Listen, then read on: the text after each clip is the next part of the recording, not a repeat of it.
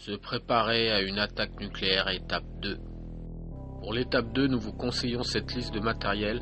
Bien sûr, on peut l'affiner selon le type de matériel, mais avec cette liste, vous aurez déjà une bonne base pour vous préparer à une attaque nucléaire. Tout d'abord, pensez à faire une réserve d'au moins 20 litres de carburant dans un jerrycan si vous avez un véhicule.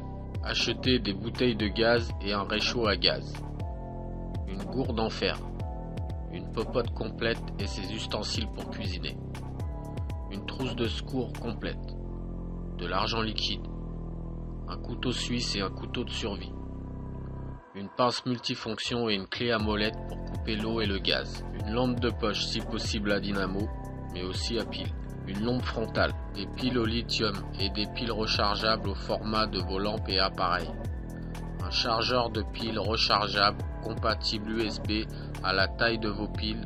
Il en existe qui rechargent même vos anciennes piles usagées. Des masques anti-poussière type 3M, des masques respiratoires de norme EN 136, EN 141 ou 143 selon la cartouche utilisée.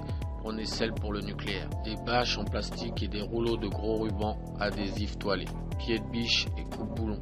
Des bombes de mousse polyuréthane expansive.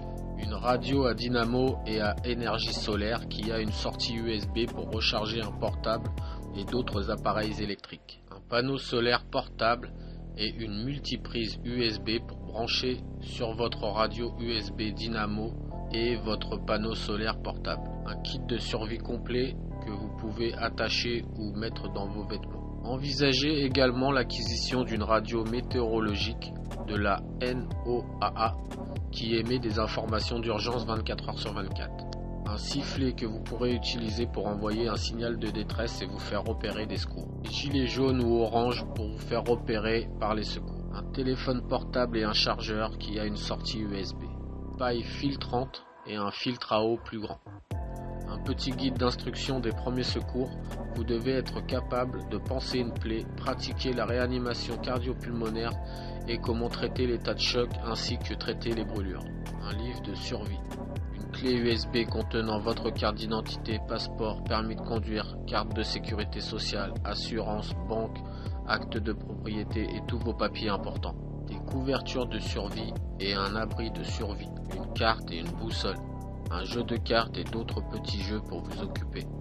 Des masques ou des lunettes de ski couvrant la totalité des yeux. Des combinaisons jetables, des couvre-chaussures jetables. Des gants en latex jetables. Des talkie-walkie rechargeables USB.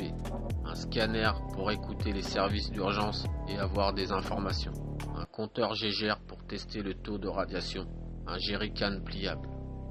Acheter du matériel de communication vous permet de rester informé tout en informant les autres sur votre position et cela peut s'avérer extrêmement précieux. Suivez attentivement les informations à la radio.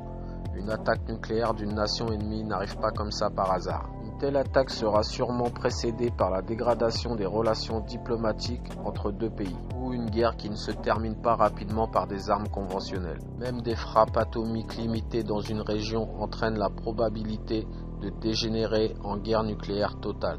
D'ailleurs, de nombreux pays possèdent un système d'évaluation pour définir l'imminence d'une attaque nucléaire. Nous vous mettrons un lien dans la description du gouvernement américain qui sert à évaluer l'impact sur votre ville ou les alentours d'une bombe nucléaire. En France, par exemple, il peut être utile de connaître le niveau de la menace du plan Vigipirate. Vous pouvez également suivre les instructions du service d'information du gouvernement ou du service de la Direction générale de la sécurité civile et de la gestion de crise. Il existe depuis peu une application que vous pouvez télécharger sur votre portable. Il s'agit du système d'alerte et d'information des populations. Évaluez le risque que vous encourez et pensez à fuir si une confrontation nucléaire vous semble probable. Si l'évacuation n'est pas possible, alors vous devrez au moins réfléchir sur un type d'abri que vous construirez par vous-même. Mais ça, nous vous en parlerons dans une prochaine étape. Prenez connaissance de votre proximité des différentes cibles attaquées et dessinez un plan. Les aérodromes, les bases navales, surtout celles que l'on sait qui abritent des bombardiers nucléaires, des sous-marins nucléaires et des silos de missiles, il est certain qu'ils seront des cibles même si l'attaque nucléaire est limitée.